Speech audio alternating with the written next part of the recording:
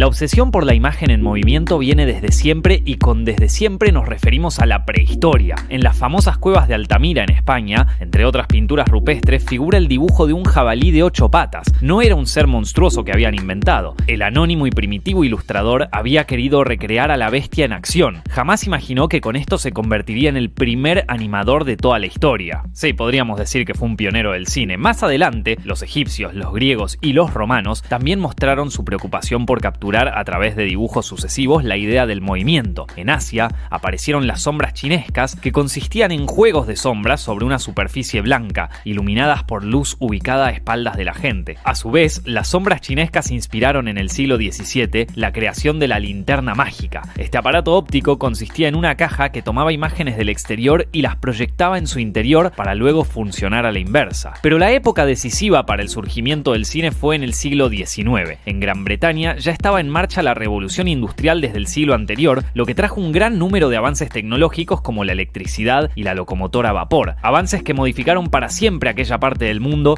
y luego a Europa en su totalidad, ya que se estableció la producción en serie, el desarrollo del capitalismo, la migración del campo a la ciudad y la independencia económica. Las innovaciones estaban a la orden del día.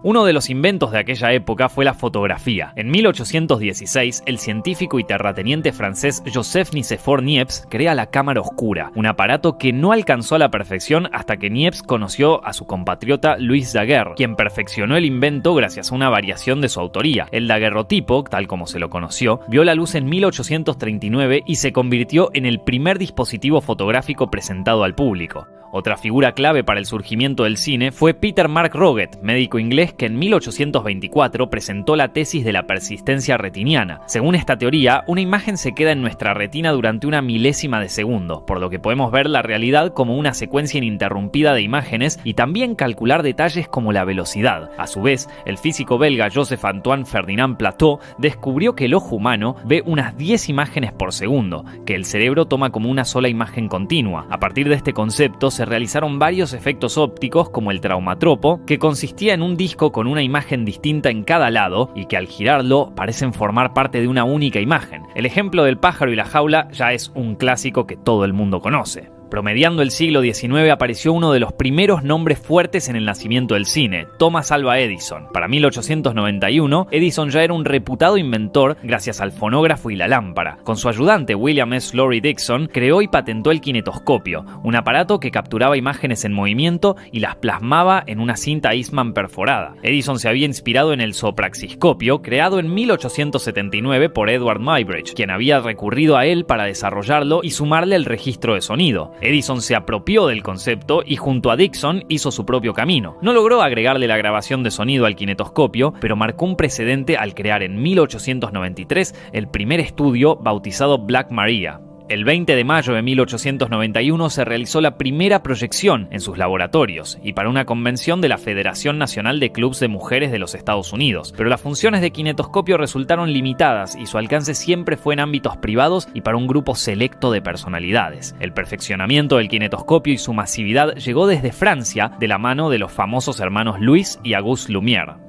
Ambos crecieron en Lyon y trabajaban en el taller fotográfico del padre, Antoine Lumière. Auguste se desempeñaba como administrador, mientras que Louis, físico de profesión, contribuyó a perfeccionar el proceso de fotografía. En 1892 se interesaron por la tecnología para plasmar imágenes en movimiento. Por medio de Antoine adquirieron un kinetoscopio y tras estudiarlo en detalle decidieron crear su propio dispositivo, más simple que el anterior, que servía como proyector y como cámara, el cinematógrafo. El cinematógrafo Lumière funcionaba girando una manivela que ponía a correr cinta de celuloide a 16 cuadros por segundo debido a la teoría de la persistencia retiniana. Por eso las imágenes se ven aceleradas, lo que caracterizó las películas mudas de aquella época. El aparato no contaba con la capacidad de registrar sonido directo, solamente imágenes, pero esto ya alcanzaba para asombrar y cautivar a todos los presentes. Tras patentarlo el 13 de febrero de 1895, los Lumière probaron el cinematógrafo realizando una serie de filmaciones que se presentaron en universidades y en ámbitos elitistas. Pero en vez de guardar guardarlas como objetos de estudio para unos pocos, optaron por mostrarlas a todo el público. Gracias a un colega fotógrafo de Antoine, dieron con el Salón Indien en el sótano del Gran Café, ubicado en el Boulevard de Capucines en París. Era un salón con capacidad para apenas 100 personas, por lo que pasaría desapercibido si la muestra no era un total éxito.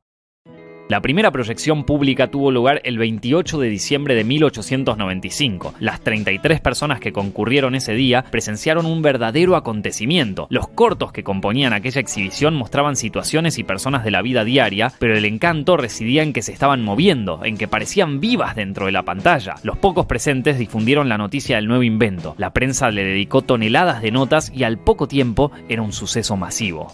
Aquel 28 de diciembre fue establecido como el Día del Nacimiento del Cine, una declaración adecuada no solo porque fue la primera vez que se proyectaba públicamente una cinta, sino porque también daba inicio a la experiencia de ver cine, el ritual que congrega un grupo de gente en la misma sala dispuestas a experimentar toda clase de emociones. Aquellas piezas cortas de los Lumière duraban menos de un minuto y consistían en planos únicos bien abiertos, hoy conocidos como planos generales, como si estos fueran vistos desde el ojo del espectador. En rollos de 30 segundos captaban el día a día de la época y aunque sin proponérselos, marcaron antecedentes para una buena cantidad de recursos, ideas y géneros incluso cinematográficos. Al principio, los Lumière registraban mayormente situaciones de su propia vida, pero los cortos que más capturaban la atención eran los que retrataban la misma clase de personas que asistía a las funciones. La salida de los obreros de la fábrica Lumière, por ejemplo, mostraba por primera vez a trabajadores que ya desde esa época comenzarían a tener un rol preponderante en la sociedad. Sin que nadie se diera cuenta, había nacido el género documental.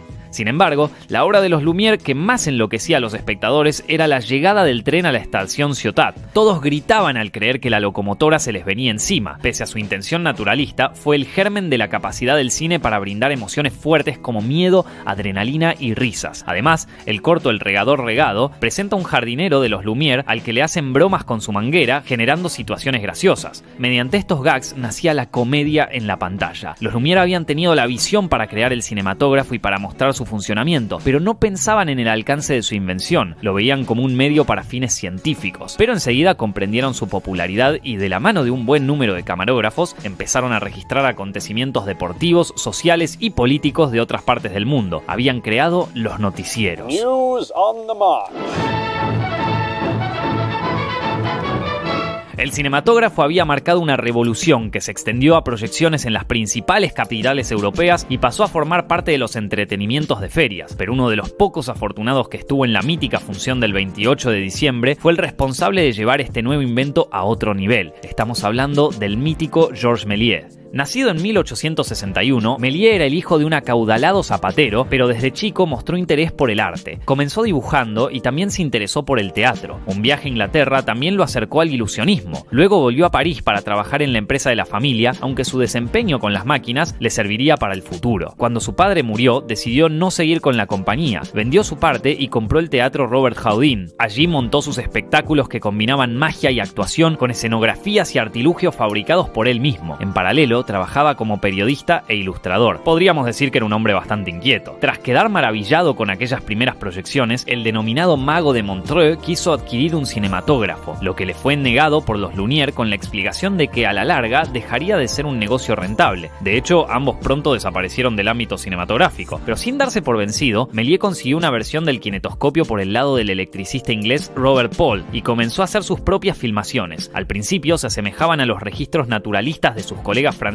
y de otros precursores, pero en un momento hizo un descubrimiento. Durante un rodaje que tenía en la Plaza de la Ópera, la cámara se atascó y debió arreglarla en el acto para que volviera a funcionar. Cuando vio el material filmado, notó que una toma con hombres saltaba a otra con mujeres y que un autobús se transformaba de golpe en un vehículo fúnebre. De casualidad, Méliès había descubierto la que sería una herramienta fundamental del cine: los efectos especiales, el corte y, por qué no, el montaje. De esta manera, decidió experimentar por ese lado y usó sus hallazgos para crear mágicas obras de ficción. A lo largo de cortos cada vez más ambiciosos, Méliès innovaba con trucos de cámara que funcionaban como extensión de su oficio como mago. Para ser más exactos, Méliès inventó el fundido a negro, el fundido encadenado, la sobreimpresión y la ilusión de objetos que se mueven solos y personas que se transforman en otras o en seres de fantasía. También construyó decorados, supervisó vestuarios y se encargó de la continuidad narrativa, ya que le interesaba contar historias y no quedarse en trucos asombrosos. Los cortos de Méliès incluían criaturas mágicas mágicas, demonios, fantasmas, logrando hacer posible lo imposible. Pero ninguno sobresale tanto como Viaje a la Luna de 1902. Inspirada en los libros de Julio Verne de La Tierra a la Luna y Los primeros hombres en la Luna, esta epopeya con humanos que hacen contacto con los selenitas, unos humanoides lunares, es la obra cumbre del director. Asimismo, sigue siendo la piedra fundacional del cine fantástico, sobre todo la ciencia ficción. Al igual que Edison, Méliès montó su propio estudio, todo vidriado para aprovechar la luz natural, y él mismo hacía de director, actor, productor, escenógrafo y hasta revelaba los negativos, pintaba algunos fotogramas y salía a vender sus invenciones.